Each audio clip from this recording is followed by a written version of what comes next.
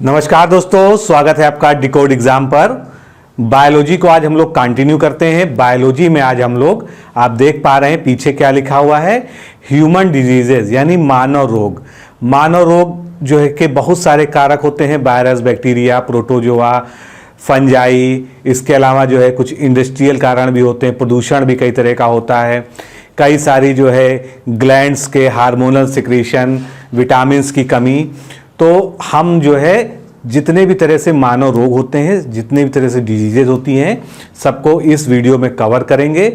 ये याद रखिएगा, हर एग्जाम में एक या दो क्वेश्चन जो है इस चैप्टर से आता है, इसलिए इसको बहुत ध्यान से देखिएगा और लास्ट तक देखिएगा, क्योंकि शुरुआत में हो सकता है आपको वो चीज़ें मिलें जो आपको आसानी से पता हो, लेकिन आखिरी में जो है कुछ ऐसी चीज़ें आपको इस वीडियो में ज़रूर मिलेंगी जो आप नहीं जानते होंगे।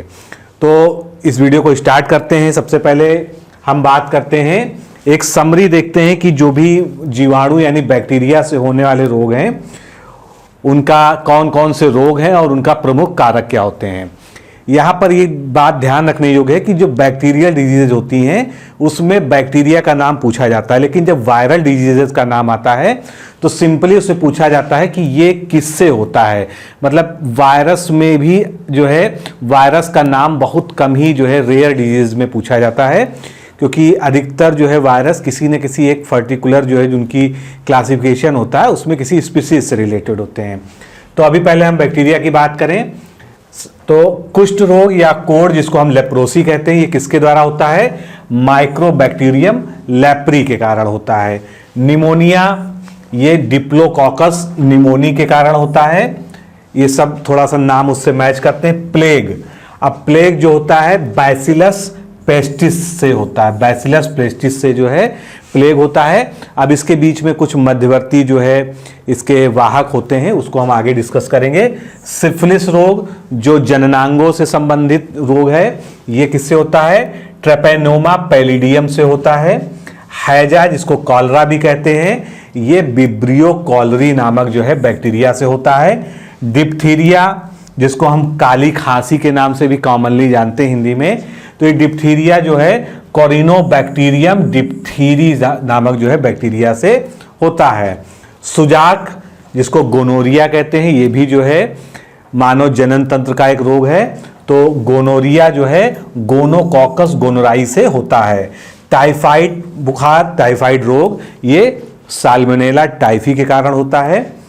तपेदिक या टीबी, जिसको ट्यूबरक्लोसिस या टीबी कहते हैं, इसको क्षय रोग भी कहते हैं हिंदी में, तो ये किससे होता है? माइक्रोबैक्टीरियम ट्यूबरक्लोसिस से होता है। टिटेनस रोग जो है ये क्लोस्ट्रीडियम टिटेनाई के कारण होता है। फिर आगे चलते हैं, काली खांसी, जिसको वूपिंग कफ कहते हैं, ये हेमोफिलिस पर्ट्यूसिस से भी जो है होता है। तो अब आपने एक टीके का नाम सुना होगा, डीपीटी, जो बचपन में लगाया जाता है बच्चों को। डीपीटी का टीका लगवाना बहुत ही अनिवार्य माना जाता है, ये टीकाकरण का एक आवश्यक अंग है। तो ये डीपीटी जो होता है ये किन किन जो है डिजीजेस को कवर करता है, हम इसमें ये देखेंगे। तो सबसे पहले डीपीटी, इसका क्या नाम है? डीपीटी, डिप्थीरिया, पर्ट्यूसिस और टिटेनस, ये तीन रोगों को कवर करता है। तीन रोगों के विरुद्ध जो है हमारे शरीर में प्रतिरोध क्षमता बनाता है। तो डिप्थीरिया को शुद्ध हिंदी में क्या कहते हैं? रोहिणी कहते हैं। डिप्थीरिया जो अभी हमने पढ़ा कि ये कोरिनोबैक्टीरियम डिप्थीरी से होता है। अब काली खांसी या कुकर खांसी, कुकर खांसी का अर्थ यहाँ पर है कुत्ते जैसा जो खांसने आवाज आती खांसने पर, जिसको वूपिंग कफ कहते हैं, तो ये हीमोफिलस पर्ट्यूसिस नाम से बैक्टीरिया से होता है। टिटेनस, टिटेनस की बात करते हैं तो टिटेनस जो है क्लोस्ट्रीडियम टिटेनाई या टिटेनी से होता है। इसको हिंदी में जो है धनु स्तंभ जो है कहा जाता है। धनु स्तंभ कहने का मतलब क्या है कि शरीर जो है धनुष के आकार में टेढ़ा हो जाता है, सारी हड्डियां जो है टेढ़ी हो जाती हैं टिटेनस जब हो जाता है। अब टिटेनस की बात चली है तो मुझे एक जो है पुरानी थोड़ी सी बात याद आ गई है। जब मैं एमएससी करता था उस समय जो है हमारे एक लैब अटेंडेंट हुआ करते थे हमारी लैब में। तो उनका काम, लैब अटेंडेंट का आप जानते हैं कि लैब अटेंडेंट जो है लैब की रखरखाव करते हैं, साफ सफाई करते हैं। तो लैब में एक साइड जो है एक खिड़की टूटी हुई थी, जो कांच की खिड़की थी और उसमें आधा कांच लगा हुआ था। उसी सफाई के दौरान उनका जो है हाथ जो है शीशे से टकरा गया होगा और उनको जो है ब्लीडिंग हुई होगी। लेकिन अब जो है उन्होंने इस चीज़ को गंभीरता से नहीं लिया। अगर आज के दौर में कोई होता या जो है समझदार व्यक्ति होता तो तुरंत जो है इस स्थिति में टिटेनस का टीका लगवा लेता जो है। लेकिन उस समय टीका ना लगवाने से अगले ही दिन सुबह जो है उनकी मृत्यु का समाचार मिला। मैंने भी जाके देखा था, तो ये जो धनुर्वात कहते हैं इसको, शरीर जो है धनुष के आकार में जो है बिल्कुल आकड़ के उस तरह का हो जाता है, इसीलिए इसका नाम जो है धनु स्तंभ दिया है। तो कभी भी जो है इस तरह की जो है संक्रमित चीज़ों से अगर चोट लगे तो 6 महीने में एक बार जो है टिटनेस का टीका लगवा लेना चाहिए। ये जीवन के लिए सेफ साइड होता है। अब कुछ परीक्षाओं में प्रभावित अंग पूछ लिए जाते हैं। अभी तो हमने ये देखा कि बैक्टीरिया से कौन से डिजीज होते हैं। अब निमोनिया किसको प्रभावित करता है? हमारे फेफड़े को प्रभावित करता है। टिटनेस ये तंत्रिका तंत्र की बीमारियां हैं, तंत्रिका तंत्र और मांसपेशियों को ये प्रभावित करता है। हैजा या कॉलरा ये आंत या आहार नाल को प्रभावित करने वाली बीमारी है। डिप्थीरिया ये खांसी से संबंधित है, इसलिए फेफड़े को। और काली खांसी जो है ये श्वसन तंत्र को जो है, जिसको पर्ट्यूसिस कहते हैं। सिफिलिस रोग जो है ये जनन अंगों को और साथ में मस्तिष्क का तंत्र को प्रभावित करता है, जो ट्रेपैनोमा पैलिडियम के द्वारा होता है। सब आगे लिखा हुआ है, अभी हम लोग बता भी चुके हैं। प्लेग क्या होता है? ये कांख, फेफड़े और आरबीसी इनको जो है प्रभावित करने वाला है। मेनिंजाइटिस जो है हमारा जो मस्तिष्क होता है इसके ऊपर एक वाय आवरण पाया जाता है, एक मेम्ब्रेन पाई जाती है जिसको मीनिंग्स कहते हैं। और इस मीनिंग्स में जो है जब संक्रमण हो जाता है तो उस दशा को जो है मेनिंजाइटिस कहते हैं। उससे जो है झिल्ली में सूजन आ जाती, मस्तिष्क के वाय आवरण में सूजन आ जाती है। और ये किससे होता है? निजेरिया मोनिंजाइटिस नामक जो है जीवाणु से होता है। मियादी बुखार जिसको हम लोग वायरल फीवर कहते हैं, ये मुख्यतः जो है आंत का रोग होता है। कुष्ठ या कोढ़ हमारी त्वचा और तंत्रिका कोशिकाओं को प्रभावित करता है।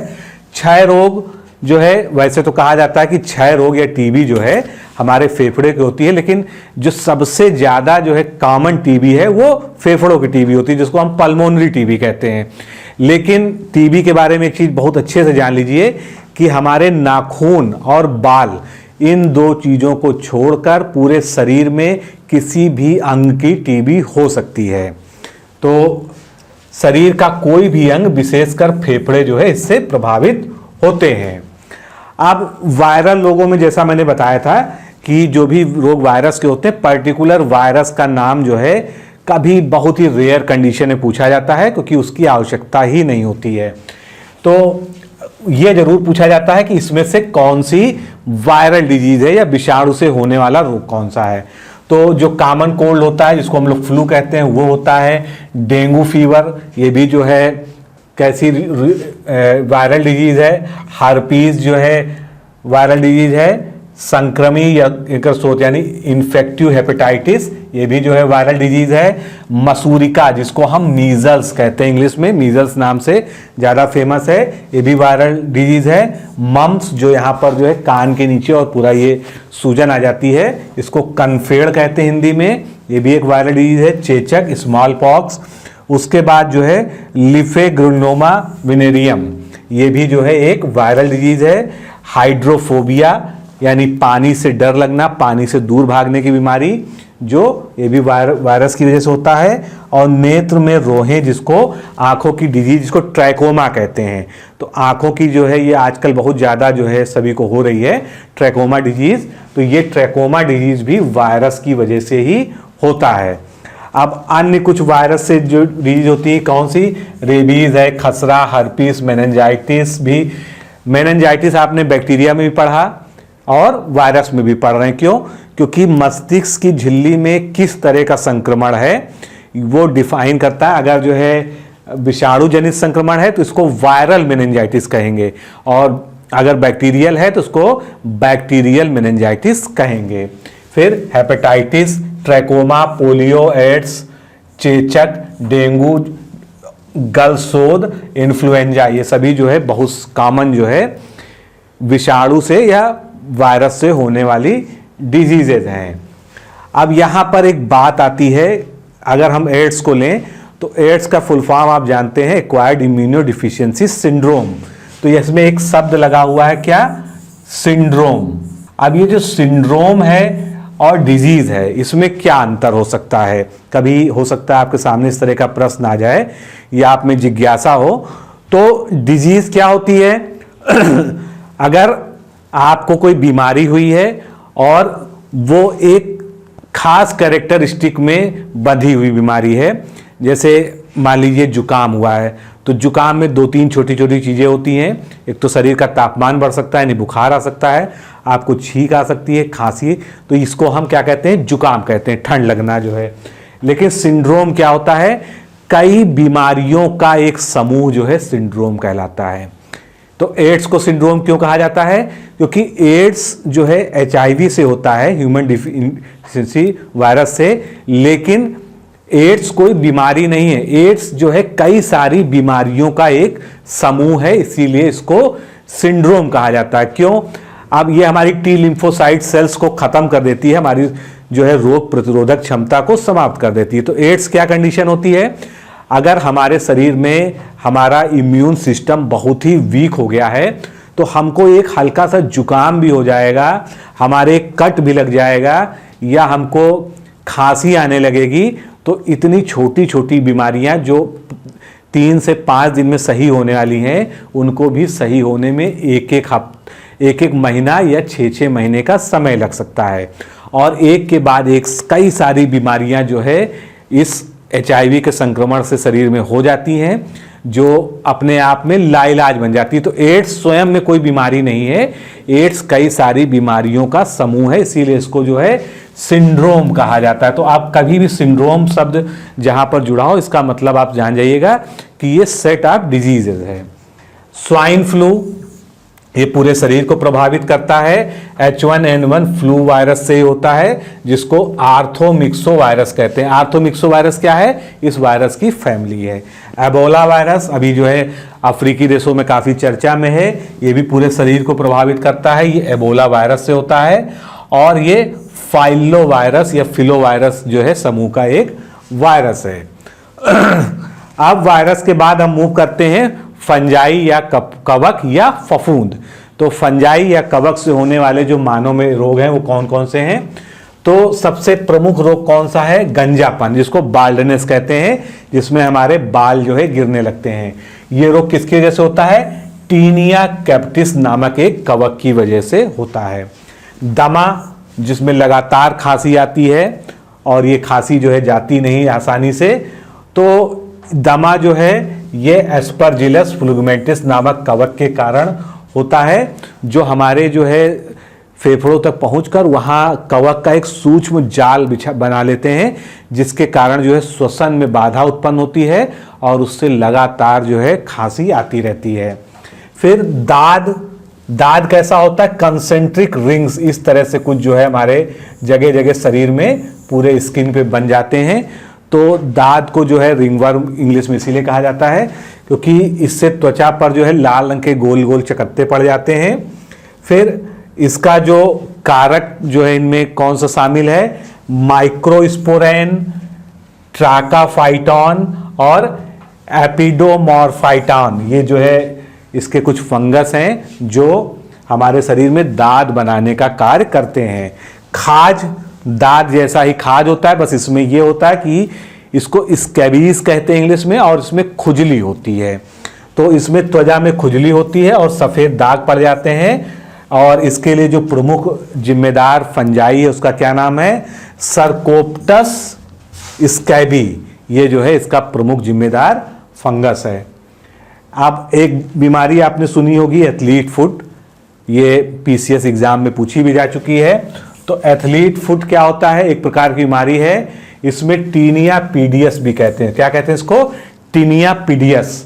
तो ये एक फफूंद होता है, ये त्वचा का संक्रामक रोग है और इसमें त्वचा जो है कटने फटने लगती है।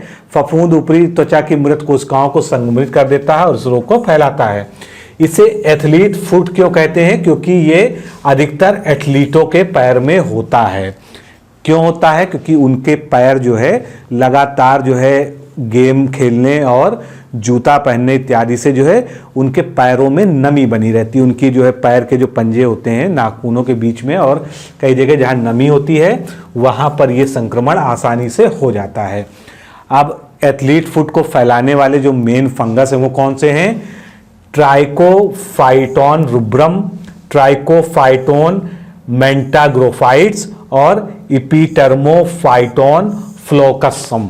ये जो है इसके प्रमुख जो है फंगस हैं जो इसको फैलाते हैं। अब कवक जो है हमारे शरीर में फंगस कई तरह की बीमारियां फैला करते हैं, जिसमें से एस्परजिलोसिस क्या होती है? ये एक फेफड़ों का रोग होता है। दांत के बारे में हमने पढ़ ही लिया। मेनिंजाइटिस भी, अब देखिए यहाँ पर मेनिंजाइटिस का भी जिक्र आया है। मेनिंजाइटिस भी हो सकती है फंगस से। ओनिकोमाइकोसिस जो नाखूनों का भूरापन होना, ये उस रोग के लिए जिम्मेदार है। हिप्टोप्लाज्मोलिसिस, ये सभी जो है कवकों के से होने वाले रोग हैं। इसी प्रकार पशुओं में यानी जानवरों में एपेल्टेल फुट, एस्परजिलोसिस, म्यूकोरोमाइकोसिस आदि रोग जो है कवक के द्वारा उत्पन्न किए जा सकते हैं। तो ये सब जानवरों के रोग हैं। अब हम बात करते हैं प्रोटोजोआ। प्रोटोजोआ भी रोग कारक होता है, खासकर हमारे पेट के लिए जो है प्रोटोजोआ कई सारे डिजीज उत्पन्न करता है। तो सबसे कॉमन जो बीमारी हो कौन सी है? एंटमीबा हिस्टोलिटिका के द्वारा क्या होता है? हमको एमीबियोसिस हो जाती है, जिसको हम एमीबियोइक डिसेंट्री के नाम से जानते हैं। यानी इसको अगर हिंदी में कहें अमीबी पेचिस, यानी एंटमीबा हिस्टोलिटिका के द्वारा जो पेचिस होती है उसको हम एमीबियोसिस कहते हैं। और इसके द्वारा इसमें जो है एक तो सामान्य पेचिस होती है, लेकिन इसमें रक्त भी आता है, ये इसकी विशेषता है। तो इसमें जो है श्लेष्मा और रक्त ये दोनों ही मल के रास्ते जो है निकलता है। तो इसको जो है इसीलिए खतरनाक माना जाता है। अब अगला है एंटमीबा हर्टमानी। एंटमीबा हर्टमानी जो एक ये भी प्रोटोजोआ है। ये किसको संक्रमित करता है? हमारे कोलन को, यानी क्षुद्रांत को जो है, तो सॉरी बृहदांत को, इसकी गुहा में निवास करते हैं और इससे भी पेचिस होती है। लेकिन ये जो है खूनी पेचिस नहीं होती है, ये नॉर्मल डिसेंट्री होती है जो कम नुकसान करती है। एंटमीबा कोलाई ये प्रोटोजोआ है। ये अंतःसहभोजी होता है, यानी ये हमारे आंतों के सहारे पलता है और ये भी बृहदांत यानी कोलन की गुहा में पाया जाता है। परंतु ये हानिकारक नहीं होता है, ये हमारे शरीर के लिए हानिकारक नहीं होता है, क्योंकि वह अन्य जीवाणुओं पर निर्भर करता है। यानी इसको हमारे शरीर में एक सहजीवी के रूप में देखा जाता है। और इसी से जुड़ा क्या होता है? ई कोलाई, जिसको हम इस्चरिचिया कोलाई कहते हैं। ई कोलाई क्या है? ई कोलाई भी हमारे शरीर के लिए एक फायदेमंद बैक्टीरिया माना जाता है, जो हमारे शरीर में विटामिन B12 का भी संश्लेषण करता है। एंटमीबा जिंजिवालिस ये प्रोटोजोआ के मुख से अमीबा भी कहते हैं। ये 70% लोगों के दांत के मसूड़ों में पाया जाता है।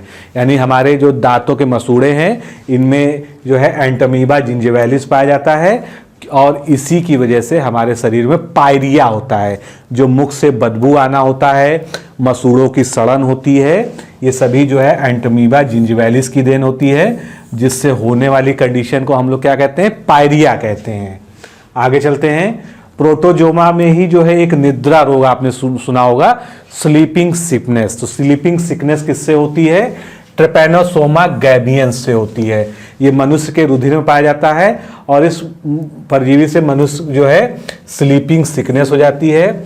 और इससे एक और कंडीशन होती है, जब ये रुधिर प्रवाह में होते हैं तब मनुष्य को गैम्बियन फीवर या गैम्बियन ज्वर हो जाता है। तो स्लीपिंग सिकनेस तो यही है कि जो है बहुत ज़्यादा नींद आना, और इसकी जांच भी बहुत कठिन होती है, क्योंकि ये ब्लड का सैंपल तब लिया जाता है जब मनुष्य सो रहा होता है। जगते में अगर जो है ब्लड का सैंपल लिया जाता है तो उससे जो है इसकी पुष्टि नहीं हो पाती है। तो इसकी जांच करना भी एक टेढ़ा काम होता है। और गैम्बियन फीवर जो है ट्रिपैनोसोमा गैम्बिनिस से भी होता है। इस ज्वर में मनुष्य कमजोर हो जाता है, उसकी चेतना गायब हो जाती है तथा रक्त शरीर में कम होने लगता है। 1992 में फोर्ड एवं डेट्टन ने पता लगाया था कि ट्रिपैनोसोमा जो है मानव परजीवी है और गैम्बियन ज्वर के कारण होता है, जिससे बाद में स्लीपिंग सिकनेस हो जाती है। तो शुरुआत में जो है जो पहला लक्षण होता है उसको हम गैम्बियन ज्वर कहते हैं, गैम्बियन फीवर, और वही बाद में जो है स्लीपिंग सिकनेस में चेंज हो जाता है। काला जार आपने सुना होगा बीमारी, काला जार जो है ये भी प्रोटोजोआ से होने वाला रोग है और इसका जो है जो इसकी बालू मक्खी जिसे हम कहते हैं ये जो है इसकी वाहक होती है। लीशमैनिया डिनोवानी का पता 1903 में इंग्लैंड की लीशमैन एवं मद्रास में डिनोवान द्वारा लगाया गया था, इसीलिए इसका नाम जो है लीशमैनिया डोनावी रखा गया था और इसी के कारण मनुष्य में काला जार होता है। तो यानी काला जार का कारण क्या होता है? लीशमानिया, और पूरा नाम लीशमानिया डोनोवानी। यह रोग भारत, पूर्वी एशिया और भूमध्य सागरीय देशों में प्रायः देखा जाता है। अब इस दोस्तों यहाँ पर एक बहुत जरूरी जो है ग्रुप है जिसको कहते हैं इंडस्ट्रियल डिजीजेज, यानी कोई कहीं पर काम करता किसी इंडस्ट्री में जो उसके शरीर के लिए घातक है, उनसे जो इंडस्ट्रियल रोग हो जाते हैं वो क्या क्या हो सकते हैं। तो एक एक करके देखते हैं। सबसे पहले बिसनोसिस। बिसनोसिस किनको होगी? ये मिलान में आ चुका है पीसीएस में और बहुत ही इंपॉर्टेंट है, इसको एक एक को याद कर लीजिएगा। बिसनोसिस ये रुई और कपड़े के कारखाने में काम करने वाले लोगों को होता है। इसी तरह से सामने आपको दे दिया जाएगा मिलान करने के लिए। तो बिसनोसिस किससे होता है? रुई और कपड़े के कारखानों में काम करने वाले लोगों को। एस्बेस्टोसिस ये रोग एस्बेस्टास की सामग्री बनाने वालों को होता है, तो इसके नाम से ही आप समझ जाएंगे एस्बेस्टोसिस लिखा हुआ है तो एस्बेस्टास का जो कारखाना होगा उसमें जो काम करते हैं उनको होता है। फिर बागासोसिस, तो ये रोग चीनी के कारखानों में खोई जो होती है, गन्ने की खोई जो होती है उसको बागैस कहते हैं। तो बागैस जब पिरता है तो उसकी जो है सूखने के बाद धूल कण उड़ते हैं, उसी धूल कण जो हमारे फेफड़ों में जाते हैं तो खोई में 6% सिलिका होती है, उसी की वजह से बागासुस नामक बीमारी हो जाती है। एंथ्राकोसिस ये कोयले की धूल से उत्पन्न होता है। एंथ्राकोसिस किससे उत्पन्न होता है? एंथ्रेक्स कोयला आप जानते हैं, तो ये कोयले की धूल से उत्पन्न होता है और इसकी कोयलों की खानों में काम करने वालों की थाइसिस भी कहा जाता है। फिर सिड्रोसिस या साइड्रोसिस, ये सिलिकोसाइड्रोसिस भी इस रोग को कहते हैं। इस रोग को और क्या कहते हैं? सिलिकोसाइड्रोसिस। यह रोग टीन, तांबा, जस्ता और लोहे की खानों में तथा इस्पात के कारखानों में कार्य करने वाले लोगों को हो जाता है। और आखिरी में बहुत ही इंपॉर्टेंट, कई बार पूछा जा चुका है, सिलिकोसिस। तो सिलिका क्या होता है? बालू के कण, यानी यह रोग धूल में सूक्ष्म कणों के अत्यधिक मात्रा में से होता है और स्फटिक के कारखानों में काम करने वालों को यह रोग अधिक पाया जाता है। तो ये सभी जो है ऐसी डिजीजेस थी जो इंडस्ट्रियों में काम करने वाले लोगों को प्रायः होती हैं। वर्णांधता बहुत ही फेमस बीमारी है, कलर ब्लाइंडनेस हम लोग हमेशा से पढ़ते आ रहे हैं। तो ये एक आंखों का रोग है जिसमें आदमी जो है दो रंगों के बीच फर्क नहीं कर पाता है। तो यानी उसकी रंग बोध की जो है जो कलर पहचानने की शक्ति है वो बहुत ही जो है छीड़ हो जाती है और ये रोग जन्म से हो सकता है या कतिपय रोगों के बाद हो सकता है। कुल मिला के जो है ये रोग जो है अनुवांशिक भी हो सकता है और सामान्यतः जो है जो वर्णांधता या कलर ब्लाइंडनेस से लोग पीड़ित होते हैं उनमें अधिकतर लोग लाल व हरे रंग का भेद नहीं कर पाते हैं। क्वेश्चन ये पूछा गया है, कौन से रंग का भेद नहीं कर पाते?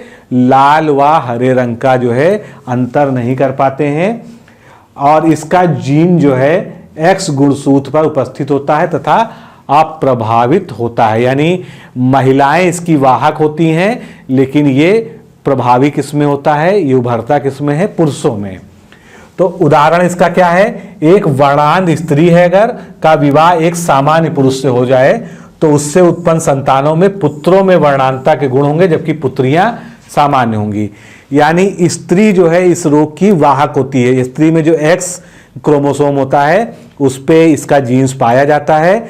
अगर वो सामान्य पुरुष से भी विवाह कर लेती है तो जो उसके पुत्र होते हैं उनमें ये रोग उभर आता है, और उसकी जो पुत्रियां होती हैं उनमें ये रोग नहीं उभरता है। पुत्रियां केवल वाहक बन के जो है अगली पीढ़ी में इस रोग को ले जाती हैं। अब इसमें दो जो है टर्म है टेक्निकल, उसीलिए जो है इतना लंबा चौड़ा मैंने यहाँ लिखा है, इसको जान लीजिए। तो अगर लाल रंग की वर्णांता किसी को है तो उसको हम क्या कहेंगे? प्रोटोनोपिया। लाल रंग की वर्णांता, लाल रंग का, रेड कलर का अगर कलर ब्लाइंडनेस है तो उसको हम क्या कहेंगे? प्रोटोनोपिया। और अगर हरे रंग की जो है वर्णांता है तो उसको क्या कहेंगे? ड्यूटेरोनोपिया। ये दोनों ही स्पेशली याद रखिए, खासकर जो लोग आगे पीसीएस देने जा रहे हैं उनके लिए मैं बता रहा हूं। आप कुछ हार्ट डिजीज बहुत सारी होती हैं, इतने सारे इनके नाम हैं, लेकिन जो कुछ कॉमनली यूज टर्म है उनकी बात करें। सबसे पहले तो बात करते हैं कैथ लैब। तो जहां भी कार्डियोलॉजी डिपार्टमेंट होता है उसका एक अन्य नाम क्या होता है? Cath lab. ये क्वेश्चन पूछा जा चुका है, इसलिए यहां पर याद आ गया तो आपको बता दूं। कभी कहीं पर लिखा हो कैथ लैब हॉस्पिटल में तो आप जो है समझ जाएंगे कि यहां पर जो है हृदय रोग का उपचार किया जाता है। अब हृदय रोग जो है, हृदय में कपाटी रोग, जिसको हम वॉल में खराबी आ जाने के, हार्ट के वॉल में खराबी आ जाने के कारण जो है ये रोग होता है। एंजाइना, लोग अक्सर कहते हैं कि जो है एंजाइना हो रहा है। एंजाइना क्या होता है? जिसको हम कहते हैं दिल का दर्द होना, हार्ट पेन होना, और उसमें कई तरह की और कंडीशंस आ जाती हैं। तो इसमें क्या होता है? भित्ति को ठीक करने के लिए रुधिर प्राप्त नहीं होने के कारण ये होता है। ये कोरोनरी धमनी के संकुचन से उसमें थक्का जमने के कारण होता है, यानी जब ब्लड फ्लो जो है नहीं होता सही से तभी होता है। पेरिकार्डियाइटिस बहुत इंपॉर्टेंट है। जैसे मस्तिष्क पे आवरण हमने पढ़ा, उसको क्या कहते हैं? मेनिंग्स कहते हैं। उसी तरह से हमारे हार्ट के ऊपर भी एक जो है आवरण होता है जो उसको बाहरी चीजों से बचाता है, उसको हम क्या कहते हैं? पेरिकार्डियम। तो हार्ट के मेम्ब्रेन को क्या कहते हैं? पेरिकार्डियम। पेरिकार्डियम में जब भी कोई इन्फेक्शन हो जाएगा, कोई बीमारी हो जाएगी, तो उसको हम क्या कहेंगे? पेरिकार्डियोटिस। अब अगर वो बैक्टीरियल है तो लगा देंगे बैक्टीरियल पेरिकार्डिस, वायरल है तो वायरल पेरिकार्डिस। तो इस तरह से पेरिकार्डियम का आपको अर्थ याद रखना है कि हार्ट का जो है बाहरी मेम्ब्रेन। फिर रोमैटिक हृदय रोग जो है ये जीवाणु के संक्रमण के कारण होता है, और इसमें हृदय के वाल्व ठीक से कार्य नहीं कर पाते हैं। और जो पेरिकार्डियोटिस होता है, जो सामान्य तौर पे तो हृदय की जो बाहरी परत है, मेम्ब्रेन है, जिसको पेरिकार्डियम हमने कहा, उसमें जीवाणु या विषाणु के संक्रमण से, प्रायः जीवाणु संक्रमण ज़्यादा होता है, उसके कारण जो है उसमें सूजन आ जाती है, तब जो है पेरिकार्डियोटिस नामक जो है स्टेज उत्पन्न होती है। यूसो रोग, जब विटामिन पढ़ रहे थे तब भी मैंने बताया था, उसी समय जो है मिनरल्स वाले में। तो यूसो रोग जो है जापान में 1968 में देखा गया था, जो पॉलीक्लोरिनेटेड बाइफिनाइल के कारण होता है। ये राइस ब्राउन टेल के उपयोग से जापान के उत्तरी क्यूशू द्वीप में फैला गया था, और इस राइस ब्राउन तेल की पीसीबी दूषित जाने के कारण ये रोग सामने आया था। मिनीमाटा या मिनीमाटा जो भी आप बोलें, तो जापान में एक मिनीमाटा शहर है, वहाँ पर पारे के प्रदूषण के कारण पारा शरीर में लोगों के चला गया था। कुछ मछलियों के संक्रमण से, मछलियों में उसकी मात्रा ज़्यादा थी क्योंकि वहाँ पानी में मात्रा थी, तो शरीर में पारा जाने के कारण जो है ये मिनीमाटा डिजीज उसी के नाम पे वहाँ के रख दिया गया था।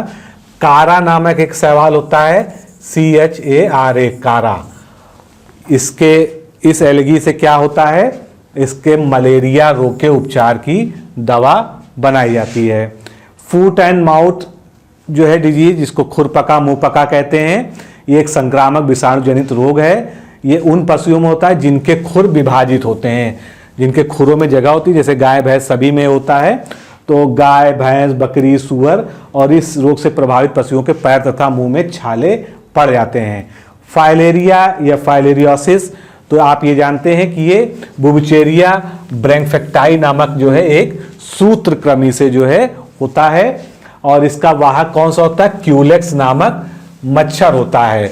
तो इससे क्या होता है? पैरों में सूजन आ जाती है, जिसको हम लोग कभी कभी फील पाँव या हाथी पाँव बीमारी के नाम से भी जानते हैं।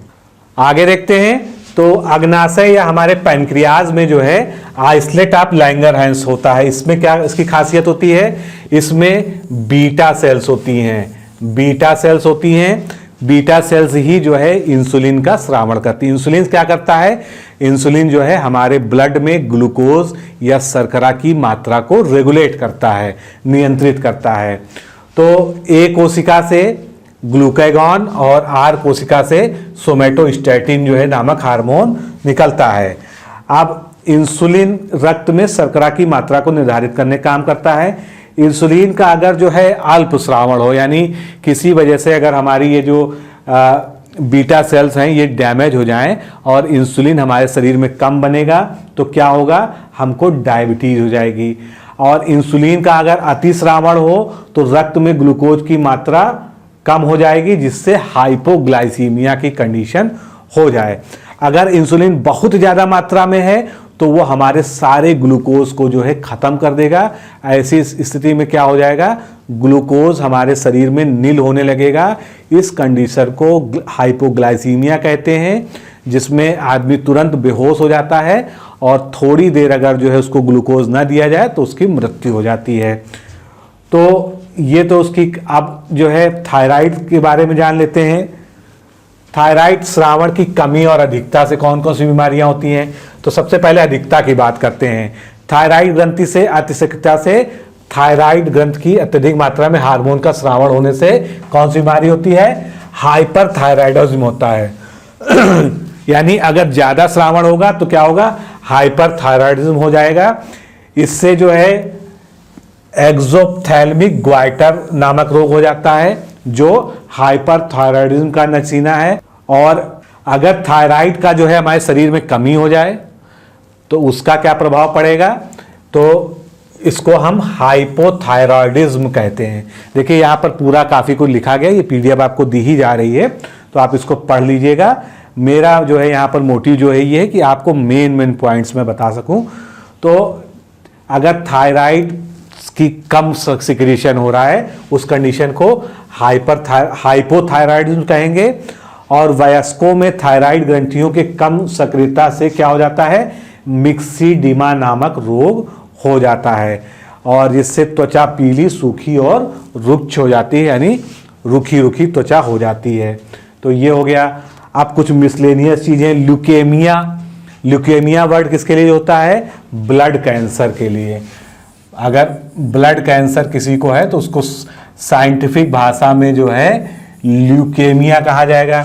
डिप्थीरिया रोग अभी हमने पढ़ा, ये किस रोग को किस अंग को प्रभावित करता है? हमारे मुख्यतः गले को।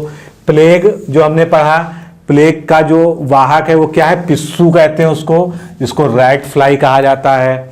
बहु औषधि उपचार यानी मल्टी ड्रग थेरेपी, ये किस रोग में अपनाई जाती है? तो यहाँ पर क्या दिया हुआ है? कुष्ठ रोग, यानी मल्टी ड्रग थेरेपी जो है लेप्रोसी नामक यानी कुष्ठ रोग में दी जाती है। सिफिलिस, गोनोरिया और एड्स किस प्रकार के इनको रोग कहा जाता है? तो लैंगिक संचरण यानी सेक्सुअली ट्रांसमिटेड डिजीजेज इनको कहा जाता है।